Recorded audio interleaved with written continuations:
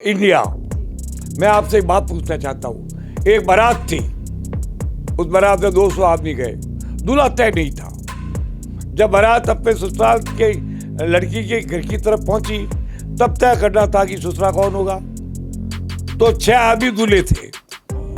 एक दूल्हा ममता जी थी, दूसरा नीतीश कुमार जी थे, तीसरा केजरीवाल जी थे, चौथा शरद पवार जी थे। 5-6 दूल्हे। तो आपस में लड़ाई हुई।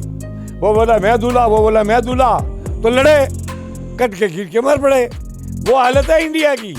एक प्रधानमंत्री का उम्मीदवार, एक दावेदार नरेंद्र मोदी, विश्व वंद्य आदमी जो विश्व का नेतृत्व करने की क्षमता रखता है, जिसके कारण पाकिस्तान और चीन को खौफ खाना पड़ता है कि इसकी रीढ़ की हड्डी अगर भारतीय जनता पार्टी को कहा जाए तो इसका दिमाग और दिल शिवसेना को कहा जाएगा।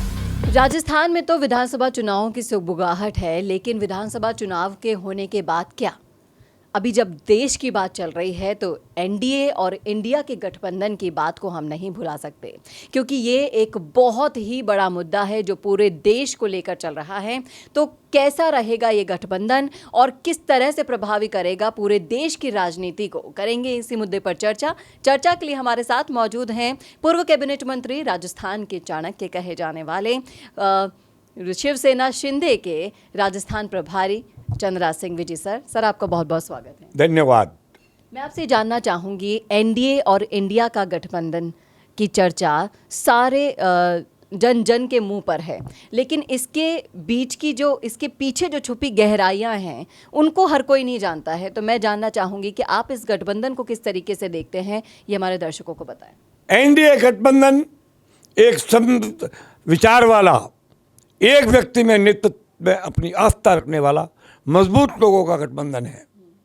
आप देखिए, भारतीय जनता पार्टी इसका सबसे बड़ा घटक है और शिवसेना शिंदे इसका दूसरा बड़ा घटक है।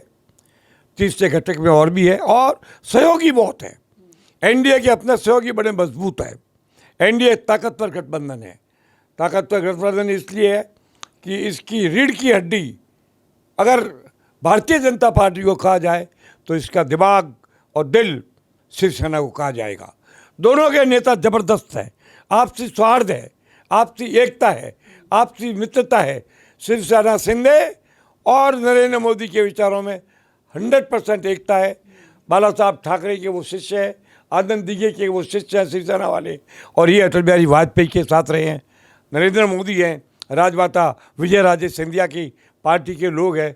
इन दोनों के बीच में जो वैचारिक एकता है वो इस गठबंधन के राजनीतिक गठबंधन से ज़्यादा महत्वपूर्ण सिद्धांतिक गठबंधन के रूप में है। इसलिए एनडीए का गठबंधन कभी नहीं बिखरेगा। फिर इन दोनों के पीछे शिवसेना के सैनिकों का समूह है और इधर राष्ट्रीय स्वयंसेवक संघ की ताकत है। ये फेविकॉल है। ये इतने मजबूत है कि इनके होते हुए भारतीय जनता पार्टी में और इस पार्टी में एनडीए के गठबंधन में एक प्रतिद्वंदी फूट नहीं होगी। वह एक नेता, एक प्रधानमंत्री का उम्मीदवार, एक दावेदार नरेंद्र मोदी, विश्व वंद्य आदमी जो विश्व का नेतृत्व करने की क्षमता रखता है, जिसके कारण पाकिस्तान और चीन को खौफ खाना पड़ता है। इसके कारण इस मजबूत नेतृत्व के साथ ही हिंदुत्व की रक्षा करने वाला एक साथ शिंदे का वक्तव्य है। इसलिए 100% एनडीए टूटेगा नहीं। अब आपने पूछा दूसरा, इंडिया। मैं आपसे एक बात पूछना चाहता हूँ। एक बारात थी, उस बारात में 200 आदमी गए, दूल्हा तय नहीं था। जब बारात अपने ससुराल के लड़की के घर की तरफ पहुंची, तब तय करना था कि ससुरा कौन होगा। तो 6 आदमी दूल्हे थे। एक दूल्हा ममता जी थी, दूसरा नीतीश कुमार जी थे, तीसरा केजरीवाल जी थे, चौथा शरद पवार जी थे। 5-6 दूल्हे। तो आपस में लड़ाई हुई। वो बोला मैं दूल्हा, वो बोला मैं दूल्हा, तो लड़े, कट के गिर के मर पड़े। वो हालत है इंडिया की। इंडिया का गठबंधन बिना दूल्हे की बारात है। इसकी कोई एकता नहीं, इसकी कोई क्षमता नहीं, इसमें कोई आदमी नहीं जो राष्ट्र का नेतृत्व कर सके। और वैसे बता दूं, पदों पर भी रहे हैं, पर इससे बड़े पदों पर नहीं रहे। अगर अटल जी थे तो भाजपा का नेतृत्व था, इंदिरा गांधी थी तो कांग्रेस का नेतृत्व था। तब 100% यूपीए ताकतवर थी, नेतृत्व नहीं है। अब राहुल गांधी प्रधानमंत्री बन जाएंगे तो लोग हंसते हैं। ममता बन जाएगी तो नीतीश कुमार हंसता है, नीतीश बन जाएगा तो केजरीवाल हंसता है। इनमें है ही नहीं कोई। ये सारे के सारे ऐसे लोग हैं मैं जिनकी गाड़ी में 4 चक्के ही नहीं है, ये 2 चक्कों की कार चलाना चाहते हैं, चल ही नहीं सकती। ये एनडीए और इंडिया गठबंधन की तुलना करना लोकतंत्र की मजाक है। जी बिल्कुल, यहाँ पर अगर व्यक्तित्व और अगर आप हर लेवल पर देखेंगे तो नरेंद्र मोदी जी जैसी जो शख्सियत है उनको टक्कर देने वाले तो अगर ये 6 भी, इधर आपने जो 6 नाम गिनाए वो अलग हैं और इधर एक ही शख्सियत काफ़ी है और जन जन कर मुँह पे ये नाम है नरेंद्र मोदी, नमो नमो।